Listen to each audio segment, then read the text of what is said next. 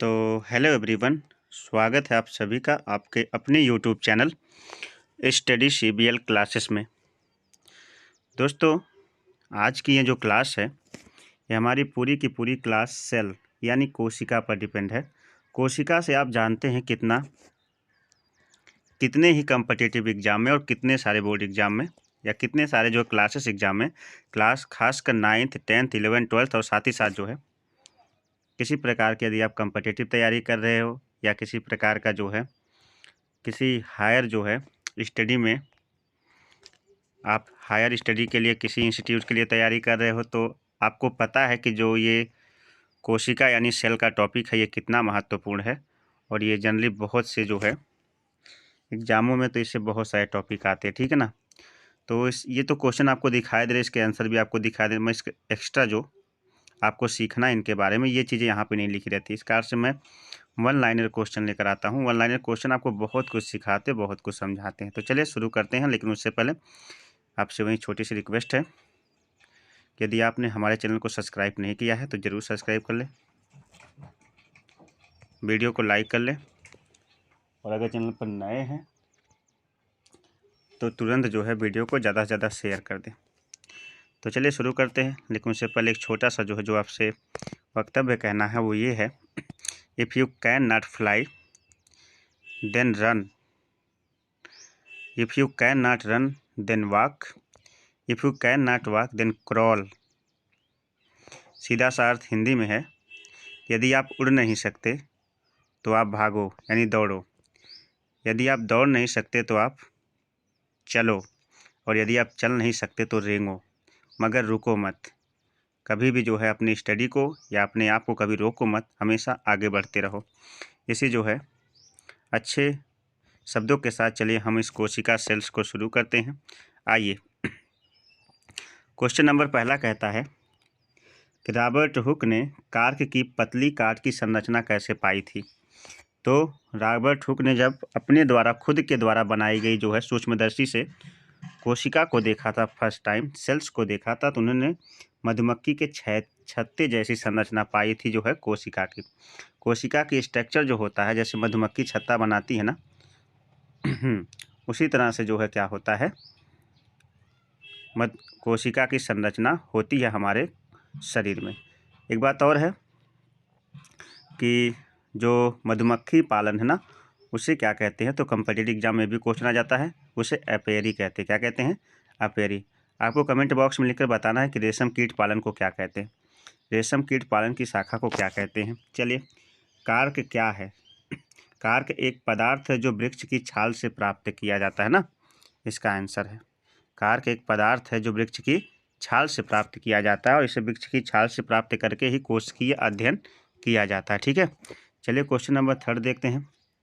Robert Hooke ने cork के प्रकोष्ठों को कब और किसकी सहायता से देखा था। तो रॉबर्ट हुक ने कार्क के प्रकोष्ठों को सन 1665 ईस्वी में स्वनिर्मित मतलब अपने द्वारा ही बनाई गई सूक्ष्मदर्शी की सहायता से देखा था, ठीक है। रॉबर्ट हुक ने प्रकोष्ठों को कोशिका क्यों कहा था?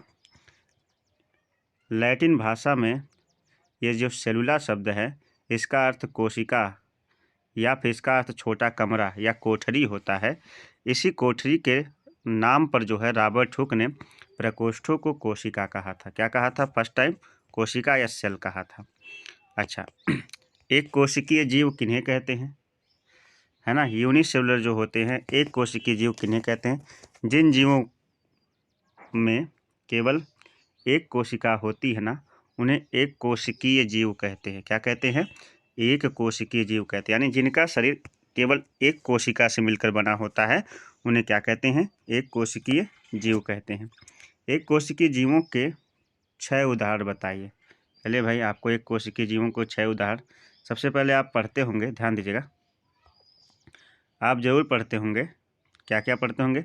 सबसे पहले आप पढ़ते होंगे अमीबा, पैरामीशियम, यूग्लिना। इतना तो आप सभी के जो है सभी लगभग यूग्लिन, अमीबा, पैरामीशियम, यूग्लिना ये सभी लोग जानते हैं, नॉर्मल से नॉर्मल व्यक्ति जानता है कि एक कोशिकीय जीव। उसके बाद जो अमीबा की एक प्रजाति है जो कि रोगजनक प्रजाति कही जाती है, एंट अमीबा होती है। क्लेमाइडोमोनास होता है और बैक्टीरिया भी याद रख लीजिएगा, जिसको आप जीवाणु कहते हैं। जीवाणु का शरीर भी जो होता है एक कोशिकीय ही होता है। बहुकोशिकीय जीव किसे कहते हैं? बहुकोशिकीय जीव जिनकी कोशिकाएं संगठित होकर के, यानी जिन जिन जीवों का शरीर एक से अधिक कोशिकाओं से बना होता है ना, उसे बहुकोशिकीय जीव कहते हैं। ठीक है ना। विभिन्न कार्यों को संपन्न करने हैं तो इसमें अंगों का निर्माण होता है और ये बिल्कुल विकसित होते हैं। कैसे होते हैं? विकसित होते हैं और इन्हें हम बहुकोशिकीय जीव कहते हैं। बहुकोशिकीय जीवों के 3 उदाहरण, जो कवक होते हैं जिसको हम फंजाई कहते हैं, जो पादप होते हैं जिन्हें हम पेड़ पौधे कहते हैं, जो जंतु होते हैं, ये सभी जो है क्या होते हैं, इन सभी को बहुकोशिकीय जीवों के अंतर्गत रखा जाता है। दीर्घकाल इसको हम क्या कहते हैं? बहुकोशिकीय जीव कहते हैं। ठीक है, चलिए आगे बढ़ते हैं।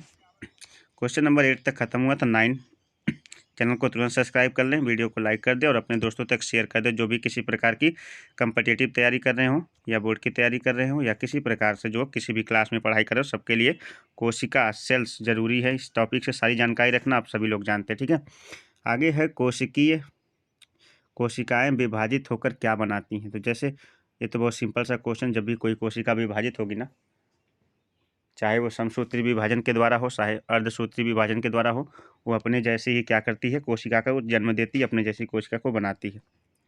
कोशिका सिद्धांत क्या है? सभी पौधे तथा जंतु कोशिकाओं से बने हैं, वे जीवन मूलभूत इकाई हैं। कोशिका सिद्धांत को किसने आगे बढ़ाया था? ठीक है ना, यानी पहले कोशिका सिद्धांत क्या है? सभी पौधे और जंतु किससे बने होते हैं? कोशिकाओं से बने होते हैं और वे जीवन के मूलभूत इकाई हैं।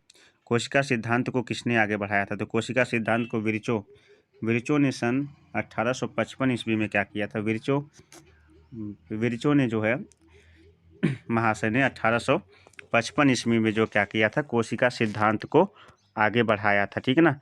विर्चो द्वारा कोशिका सिद्धांत के विषय में क्या बताया उन्होंने? विर्चो ने बताया कि सभी कोशिकाएं पूर्ववर्ती कोशिकाओं से बनती, यानी अपने पूर्व कोशिकाओं से, अपने पहले की कोशिकाओं से ही सभी कोशिकाएं क्या होती हैं? मिलकर बनी होती हैं। अब उसके बाद इलेक्ट्रॉन सूक्ष्मदर्शी की खोज कब हुई? ऐसी सूक्ष्मदर्शी जो सामान्य सूक्ष्मदर्शी का कई गुना देख सकती है ना, उसे इलेक्ट्रॉन सूक्ष्मदर्शी कहते हैं। यानी जिन वस्तुओं को हम सामान्य सूक्ष्मदर्शी से देखने में असक्षम होते हैं, कम देख पाते हैं, उन्हें इलेक्ट्रॉन सूक्ष्मदर्शी बिल्कुल उसका स्पष्ट चित्र जो है हमें दिखाती है। और इलेक्ट्रॉन सूक्ष्मदर्शी की खोज सन 1940 ईस्वी में हुई थी। इलेक्ट्रॉन सूक्ष्मदर्शी का क्या लाभ हुआ? तो इलेक्ट्रॉन सूक्ष्मदर्शी जो है कोशिका की जटिल से जटिल संरचनाओं को, अनेक अंगों को समझना संभव हो सका। यानी सामान्य सूक्ष्मदर्शी से जिन अंगों को हम नहीं समझ सकते थे आसानी से, इलेक्ट्रॉन सूक्ष्मदर्शी के द्वारा वे चीज़ें इतनी क्लियर हो गई और इतनी ट्रांसपेरेंट हो गई कि उन्हें समझ सके। ठीक है ना। प्रोकैरियोट किसे कहते हैं? प्रोकैरियोट क्या होते हैं? तो कोशिकाएं 2 प्रकार की होती है, एक प्रोकैरियोटिक या यूकैरियोटिक। प्रोकैरियोटिक जो कि कम अविकसित कोशिका होती है और यूकैरियोटिक जो विकसित कोशिका होती है। प्रोकैरियोटिक को हिंदी में पूर्व केंद्रीय कोशिका कहते हैं और यूकैरियोटिक को सुकेंद्रीय कोशिका कहते हैं। ठीक है ना। जिन जीवों की कोशिकाओं में केंद्रक झिल्ली नहीं होती है उन्हें प्रोकैरियोटिक कहते हैं, या केंद्रक ही नहीं होता है या अल्प विकसित केंद्रक होता, उन्हें प्रोकैरियोट जीव कहते हैं। प्रोकैरियोट किसे कहते हैं? क्वेश्चन रिपीट हो चुका है वही वाला। ठीक है, 16, 15 और 16 आगे बढ़ते हैं।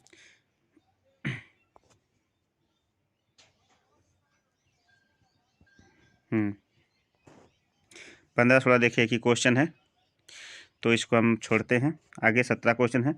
कोशिकाओं की आकृति और आकार किस बात पर निर्भर करते हैं? तो कोशिकाओं की आकृति और आकार, जितनी भी कोशिकाएं होती हैं उनकी आकृति मतलब बनावट, आकार जो भी हैं, वे जो है उनके कार्य के आधार पर, यानी कार्य की विशिष्टता के आधार पर जो है निर्भर करते हैं, क्योंकि अलग अलग अंगों की कोशिकाएं अलग अलग कार्य को करती हैं। ठीक है ना। आगे बढ़ते हैं।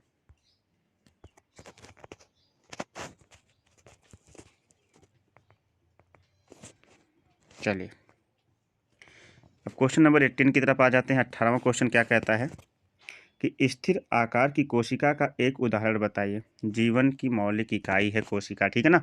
स्थिर आकार की कोशिका का एक उदाहरण बताइए।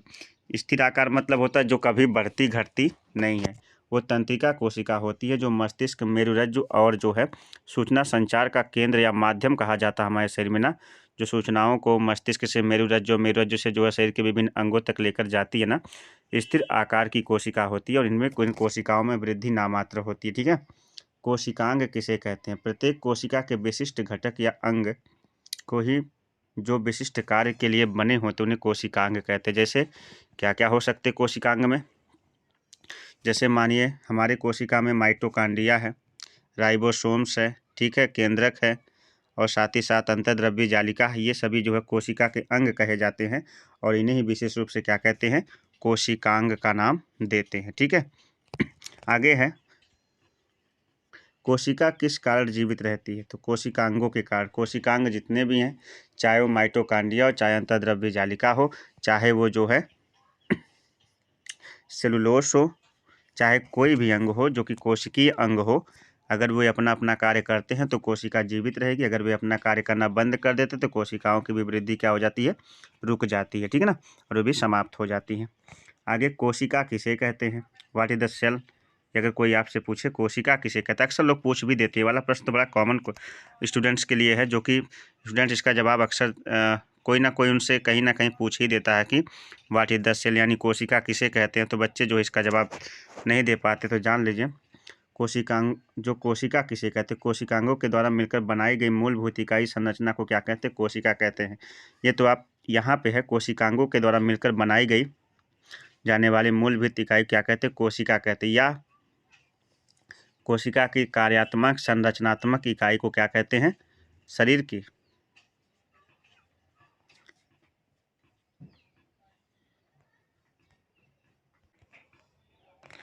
की संरचनात्मक तथा कार्यात्मक इकाई को कोशिका कहते हैं।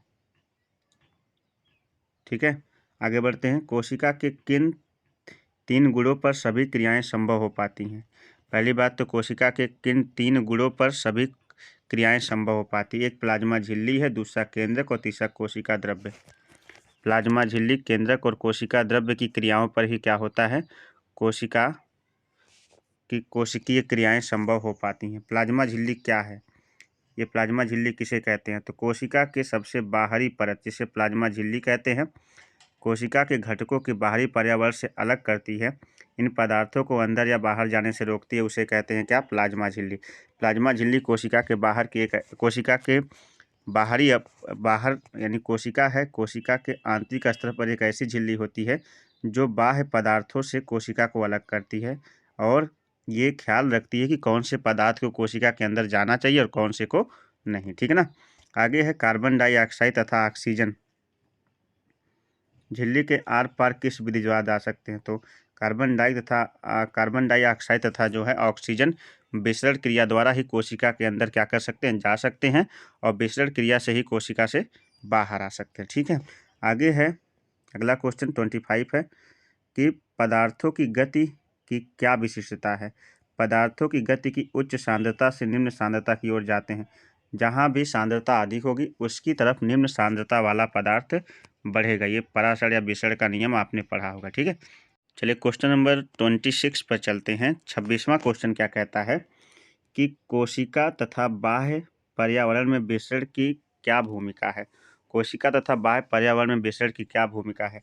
गैसों के आदान प्रदान को नियंत्रित करना ही जो है कोशिका तथा बाह्य पर्यावरण में विसरण की भूमिका होती है।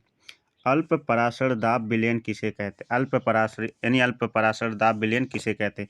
यदि कोशिका को तनु विलयन वाले माध्यम में रखा जाए तो जल पराशर विधि द्वारा कोशिका के भीतर चला जाता है और इसी को कहते हैं पराशर, अल्प पराशर दाब विलयन कहते हैं। कहने का मतलब ये विलयन सांद्र है, कैसा है? कॉन्सनट्रेट है, और ये जो है क्या है? डाइल्यूट है। कैसा है? डाइल्यूट। तो डाइल्यूट विलयन हमेशा कंसनट्रेट की तरफ जाएगा, नहीं कंसनट्रेट कभी डाइल्यूट की तरफ नहीं आएगा। ठीक है ना, मतलब तनु विलयन ही सांद्र की तरफ जाता है और सांद्र विलयन कभी तनु की तरफ नहीं आता है। इसी क्रिया को जो है अल्प पराशर विलयन कहते हैं। क्या कहते हैं? अल्प पराशर विलयन। आगे क्वेश्चन कहता है कोशिका में जल के भीतर जाने का परिणाम क्या होगा? अगर कोशिका में जल पहुंच जाता है तो कोशिका फूलने लगेगी, यानी कोशिका फूल जाती है। अगला क्वेश्चन 29, कोशिका के अधिक जल बाहर आने का परिणाम क्या होगा? अगर कोशिका से अधिक जल बाहर आ जाता है तो कोशिकाएं सिकुड़ जाएंगी। क्या हो जाएंगी? सिकुड़ जाएंगी। आगे है एक कोशिकीय अलवणीय जीव पादप कोशिकाएं जल के किस विधि द्वारा ग्रहण कर? एक कोशिकीय अलवणीय जीव तथा पादप कोशिकाएं जल किस विधि से द्वारा ग्रहण करती हैं? तो जो एक कोशिकीय अलवड़ी जीव होते हैं, पादप कोशिकाएं जल के ग्रहण करने की विधि है परासरण। परासरण एक ऐसी क्रिया है जहाँ पर एक तनु विलयन सांद्र विलयन की तरफ क्या होता है, जाता है। पौधों की जड़ों के द्वारा जल अवशोषण कैसी क्रिया है? तो पौधों की जड़ों द्वारा अगर जो जड़ें जल खींचती हैं वो एक परासरण की क्रिया है। कैसी क्रिया है? परासरण की क्रिया है। प्लाज्मा झिल्ली किससे बनी होती है? लिपिड और प्रोटीन से बनती है प्लाज्मा झिल्ली। प्लाज्मा झिल्ली जो है लिपिड और प्रोटीन से मिलकर बनती है। एक कोशिकीय जीवों में कोशिका झिल्ली का लचीलापन किस कार्य को सहायक बनाता है? तो एक कोशिकीय जीवों में कोशिका झिल्ली का लचीलापन जो है हमेशा बाह्य वातावरण से भोजन तथा अन्य पदार्थ ग्रहण करने में सहायता करता है। अगला क्वेश्चन है, एंडोसाइटोसिस किसे कहते हैं? What is the endocytosis? कह रहा है कि कोशिका झिल्ली के लचीलेपन से एक कोशिकीय वाले जीव के द्वारा बाहरी पर्यावरण से अपना भोजन तथा अन्य पदार्थों को प्राप्त करना एंडोसाइटिस कहलाता है। यानी कहने का मतलब बाहरी पर्यावरण से जब कोशिका कोई चीज़ अपने अंदर पोषण के रूप में ग्रहण करती है ना, इसी क्रिया को क्या कहते हैं? एंडोसाइटोसिस कहते हैं। पादप कोशिका भित्ति मुख्य रूप से किससे बनी होती है? तो पादप कोशिका भित्ति हमेशा सेलुलोज से बनी होती है। किससे बनी होती है दोस्त? सेलुलोज से। सेलुलोज जो होता है, सेलुलोज नामक पदार्थ जो होता है, इसी से पादप की कोशिका, पेड़ पौधों की कोशिका भित्ति बनी होती है। सेलुलोज की कोशिका भित्ति के निर्माण क्या उपयोगिता है? तो सेलुलोज जो है एक प्रकार का जटिल पदार्थ है जो पौधे को संरचनात्मक दृढ़ता प्रदान करता है। पौधे को संरचनात्मक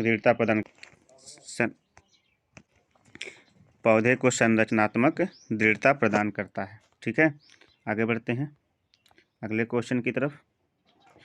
अगला क्वेश्चन है 37, जीव द्रव्य कुंचन किसे कहते हैं? जीव द्रव्य कुंचन किसे कहते हैं? तो जीव द्रव्य कुंचन किसे कहते हैं, इसका आंसर ये है कि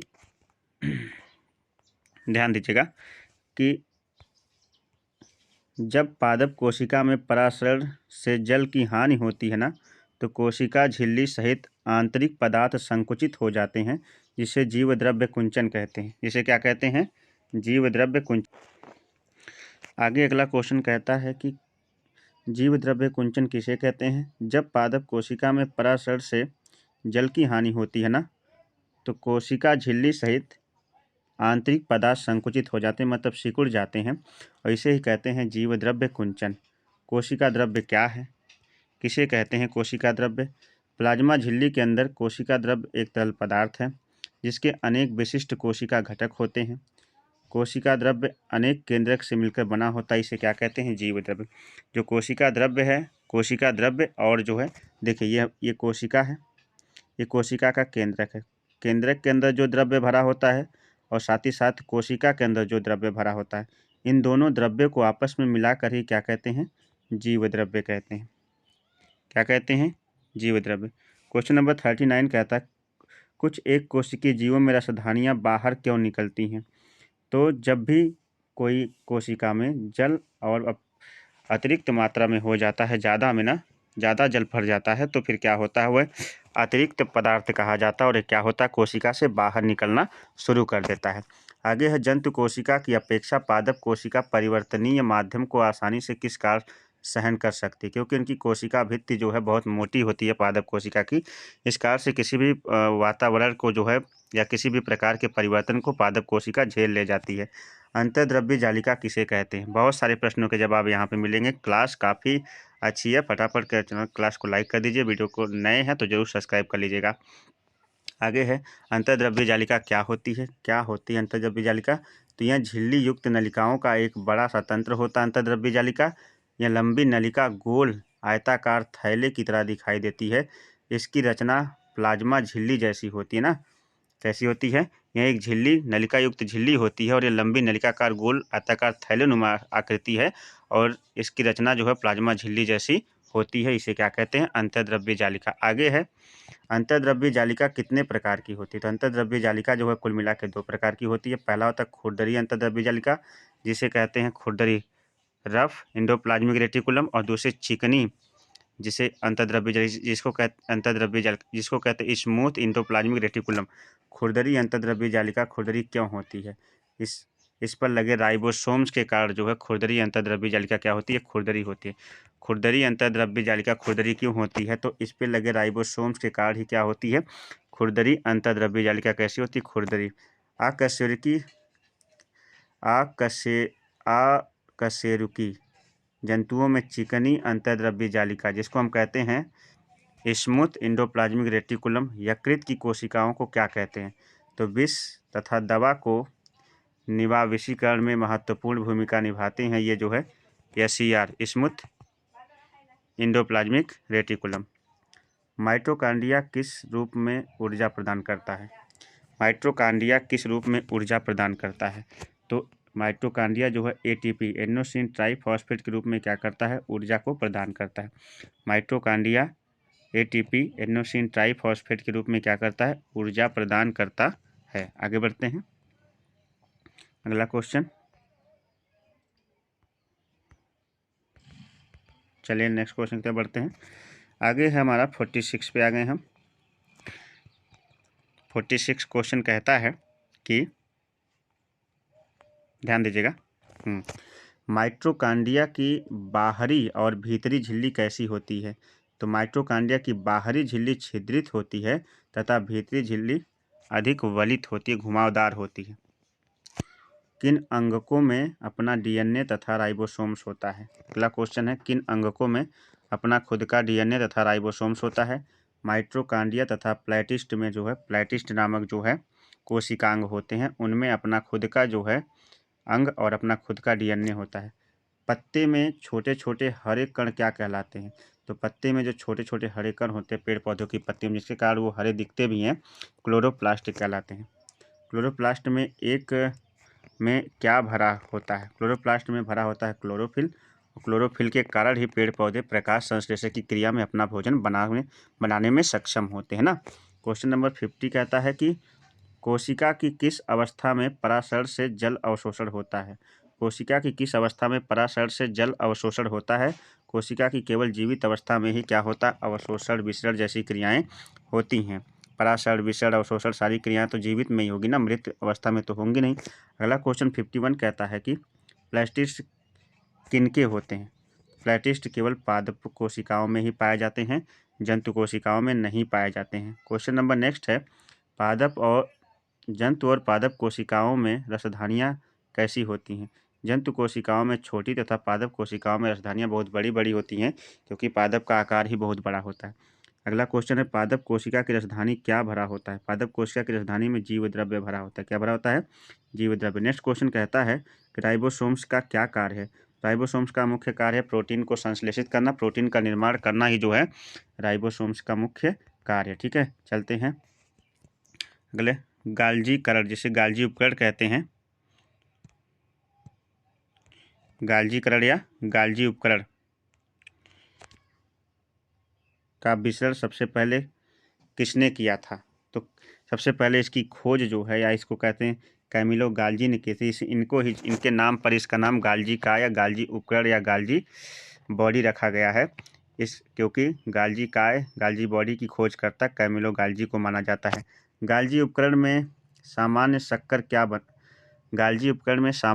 से क्या बनता है, तो गाल्जी उपकरण में सामान्य शक्कर जो होता है, जो आप कहते हैं कि सिंपल शुगर, ये जो है एक प्रकार का क्रिटिकल शुगर यानी जटिल शक्कर बनाता है। लाइसोसोम्स किससे बनाया जाता है, तो लाइसोसोम्स जो है गाल्जी काय से मिलकर क्या बन जाते हैं, लाइसोसोम्स बन जाते हैं। ठीक है ना। आगे देखिएगा, लाइसोसोम्स का कोशिका में क्या कार्य है, तो जो लाइसोसोम्स होता है कोशिका के अंगों के टूटे फूटे भागों को पाचित कर देता है, और कोशिका को साफ करने का कार्य कौन करता है, लाइसोसोम्स करता है।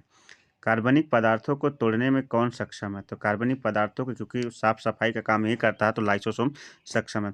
लाइसोसोम्स क्यों फटता है, तो कोशिकीय उपापचय में व्यवधान के कारण जो है क्षतिग्रस्त मृत्यु हो जाती है। ठीक है, मेरा आपसे प्रश्न है कि आप जो है आंसर कमेंट बॉक्स में लिखकर बताइएगा कि कोशिका की आत्मघाती थैली किसे कहते हैं। Which is the suicidal bag of cell. आप इसका आंसर, मैं आपको 2 ऑप्शन भी दे देता हूँ, इसके ऑप्शन है केंद्रक और लाइसोसोम्स। इन दोनों में से एक सही है। कोशिका की आत्मघाती थैली किसे कहते हैं? जिसके फटने से जो है कोशिका की मृत्यु हो जाती है, ठीक है ना। ऑप्शन में है केंद्रक और जो है लाइसोसोम्स। जवाब जो है कमेंट बॉक्स में लिखकर बता दीजिएगा। आगे चलते हैं।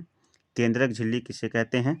तो केंद्रक के चारों ओर दोहरे परत का एक अस्तर होता है, इसे केंद्रक झिल्ली कहते हैं। कोशिका के केंद्रक के चारों ओर एक दोहरे परत का क्या होता है? अस्तर होता है, जिसे केंद्रक झिल्ली कहते हैं। डीएनए का पूरा नाम, बहुत इंपॉर्टेंट क्वेश्चन जो हर प्रकार के बोर्ड और कॉम्पिटिटिव एग्जाम में पूछता है। बहुत लोगों को पता होता है, बहुत लोगों को पता भी नहीं है, ठीक है ना। डीएनए का पूरा नाम है डीऑक्सी राइबोन्यूक्लिक एसिड या अम्ल। डीऑक्सी राइबोन्यूक्लिक एसिड या अम्ल। माता पिता के गुण संतान में किस रूप में जाते हैं? तो जो क्रोमोसोम्स में अनुवांशिक गुण होते हैं ना माता पिता में, डीएनए के द्वारा ही जो है एक पीढ़ी से दूसरे पीढ़ी में जाते हैं, क्योंकि डीएनए क्या है? एक आनुवांशिक पदार्थ है। चलिए आगे बढ़ते हैं। और ये हमारा जो है लास्ट जो है मुझे लगता है कि पार्ट होगा इस पूरे के पूरे वीडियो का। माता पिता के गुण संतान में किस रूप में जाते हैं? डीएनए के कारण ही जो है माता पिता के गुण संतान में जाते हैं, क्योंकि डीएनए ही क्या है? अनुवांशिक पदार्थ है। और क्रोमोसोम्स किसे कहते हैं? क्रोमोसोम्स डीएनए का और प्रोटीन से बने होते हैं। ये जीन क्रोमोसोम्स डीएनए तथा प्रोटीन के बने होते हैं। क्रोमोसोम्स मतलब गुणसूत्र होते हैं और डीएनए और प्रोटीन से मिलकर क्या होते हैं? बनते हैं। क्रोमोसोम्स को हिंदी में गुणसूत्र कहते हैं। जीन क्या है? डीएनए एवं क्रियात्मक खंड को जीन कहते हैं। डीएनए के क्रियात्मक खंड को क्या कहते हैं? डीएनए जब कई खंडों में जो है बढ़ता है ना, तो उसे क्या कहा जाता है? जीन कहा जाता है। क्या कहा जाता है? जीन। आगे बढ़ते हैं। चलिए अगला क्वेश्चन कहता है कि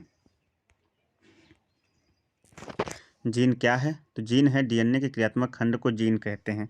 आगे जब कोशिका विभाजित नहीं हो रही है तो डीएनए किस रूप में होता है? जब कोशिका विभाजित नहीं होती, डीएनए क्रोमैटिन पदार्थ या क्रोमैटिन धागों के रूप में क्या होता है? किसी कोशिका में उपस्थित होता है। क्रोमैटिन पदार्थ क्या है? क्रोमैटिन पदार्थ धागे की तरह की रचनाओं के जाल को पिंड को कहते हैं। यानी क्रोमैटिन जो है पदार्थ धागे की तरह की रचनाएं होती हैं जो कोशिका में होती हैं। कोशिकीय जनन में केंद्रक क्या महत्व रखता है? कोशिकीय जनन में केंद्रक विभाजित होकर दो नई कोशिकाएं बनाता है। कोशिकीय जनन में जो कोशिका का केंद्रक होता है विभक्त हो जाता है, दो नई कोशिकाएं क्या करता है? निर्मित कर देता है। अगला और ये लास्ट क्वेश्चन है, बैक्टीरिया के केंद्रक की क्या विशेषता है? बैक्टीरिया का केंद्रक क्षेत्र में बहुत कम स्पष्ट होता है, क्योंकि इसमें केंद्रक नहीं पाया जाता। इनमें केवल क्रोमैटिन पदार्थ ही होता है। इस कारण से बैक्टीरिया का जो केंद्रक होता है वह अस्पष्ट होता है। आप कह सकते हैं कि इसमें बैक्टीरिया का केंद्रक नहीं बल्कि केंद्रीय रूप में जो है क्रोमैटिन धागे पाए जाते हैं। तो उम्मीद करता हूँ वीडियो अच्छी लगी होगी। कमेंट बॉक्स में लिखिएगा कि ये कोशिका का जो पूरा सेशन रहा, चाहे ये बोर्ड एग्जाम देने वाले विद्यार्थी के लिए हो, चाहे कम्पिटिटिव एग्जाम, चाहे 9th और 11th किसी भी क्लास के विद्यार्थी के लिए हो, सामान्य जानकारी कोशिका के बारे में रखने के लिए भी वीडियो बहुत ही ज़्यादा शानदार है। वन लाइनर क्वेश्चन का जो है ट्रेंड मैंने अपने चैनल पर चलाया है। उम्मीद करता हूँ ये वन लाइनर का ट्रेंड बहुत अच्छा चल रहा होगा और आपकी तैयारी भी बहुत अच्छी हो रही होगी।